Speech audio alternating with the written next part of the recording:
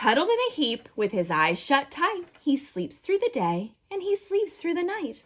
The cold winds howl and the night sounds growl, but the bear snores on. And itty-bitty mouse, pitter-pat tiptoe, creep crawls in the cave from the fluff cold snow.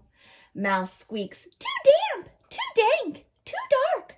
So he lights wee twigs with a small hot spark.